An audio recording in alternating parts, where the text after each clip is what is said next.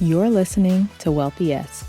We are a community of lawyers who believe that true wealth is having control of our time.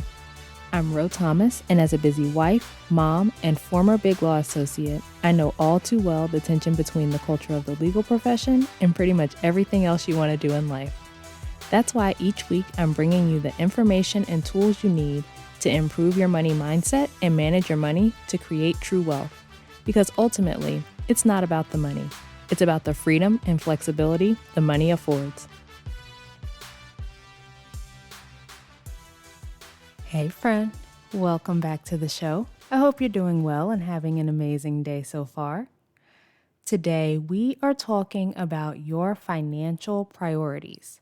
So we've touched on this topic before in talking about other things, but I want to pull it out and talk about it as a standalone episode. And I think it's helpful to talk about the same things again, because maybe if I put it a different way or you hear it at a different time in your life, then it hits you differently and you're able to actually absorb what I'm saying and you can take it in and implement it in your own finances.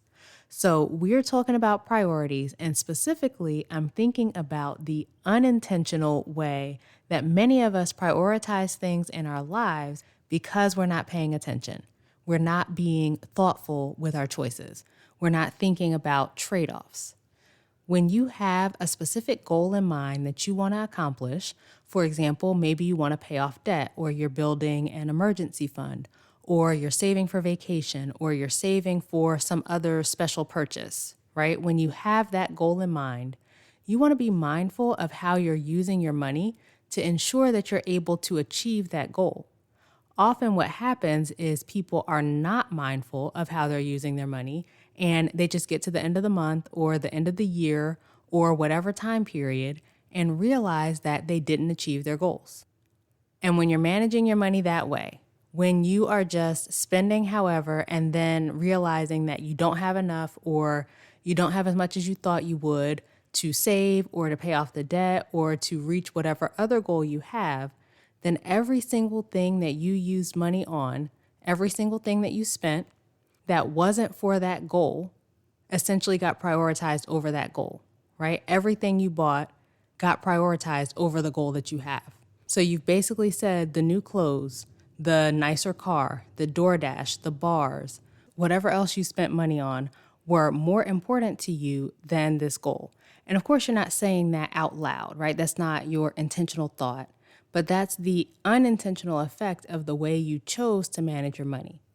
I know I've told the story before of one of my clients who was saving for a large purchase over the course of a few months, and he did not save as much as planned one month. And in that month, he had caught a sale and bought some stuff that he thought was a good deal and overspent in one of his budget categories.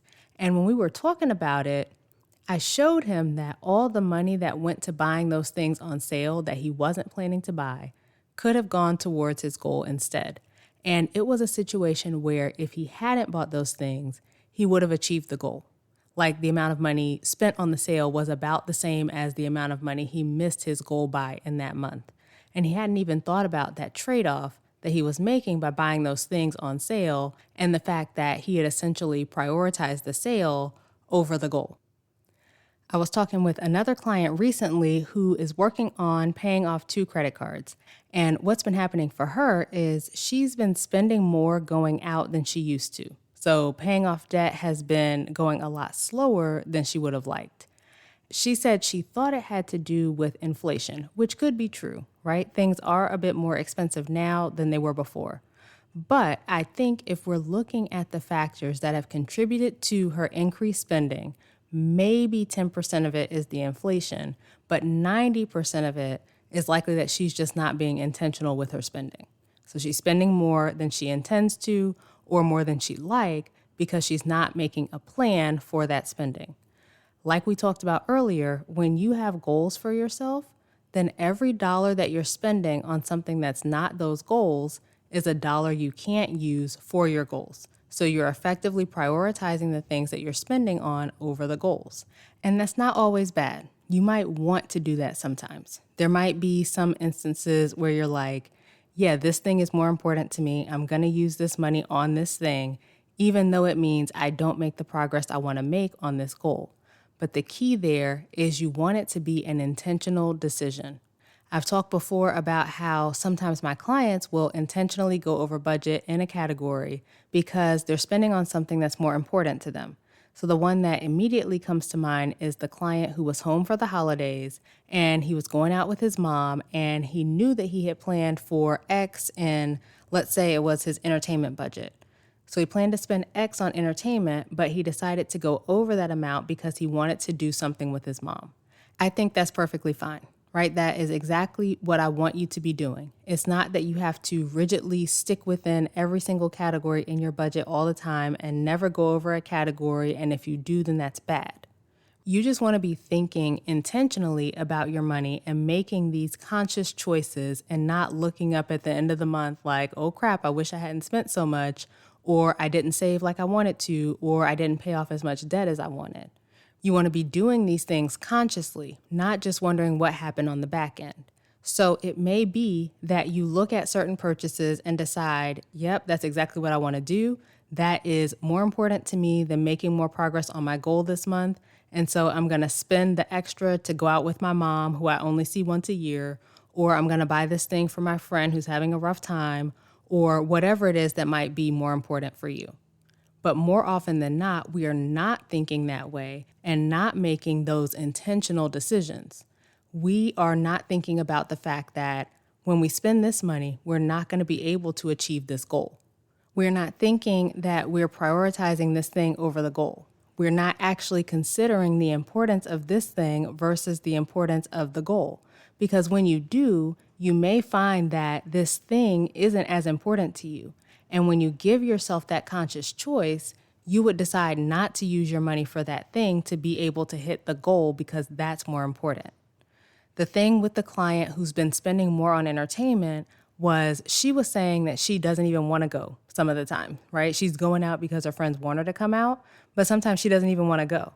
So she's spending this money prioritizing what's happening with her friends or what her friends want over the goals that she has for herself and her family. When you're managing your finances, make sure you're not unintentionally prioritizing things you don't care about over things that are actually important to you. Make sure that as you're making decisions, you are being intentional in the decisions that you make and not just hoping that everything works out because it rarely does. If you're not intentionally deciding to spend less money on X so that you have more money for your goals, more often than not, you're not going to magically end up spending less on X. So this is your reminder to spend on the things that you want, but to make sure that you're being intentional with funding your priorities. Let's make sure that we are doing the things that we actually want to be doing with our money and achieving the goals that we set for ourselves. Because when you're not being intentional, you're not going to make the progress that you want to make. And listen, I will help you intentionally direct your money so that you make sure you're not unintentionally prioritizing things that aren't important to you. Just head to rothomas.com/waitlist and get on the list so that you can work with me. All right, that is it for this week's episode. Come connect with me over on social media. I am most often on LinkedIn, Ro Thomas, and Instagram at I am Ro Thomas. Subscribe to the show and leave a review, both of which help more people to find it. And please think of a friend or two who could use this information and share the episode with them. As we close out, friend, I pray that you take the information you learn here, apply it in your life, and open up to the realization that wealth is available to you. As you do that consistently, week after week, you'll continue to take steps to regain control of your time, build wealth, and live the life of freedom and choice you deserve. Talk to you later.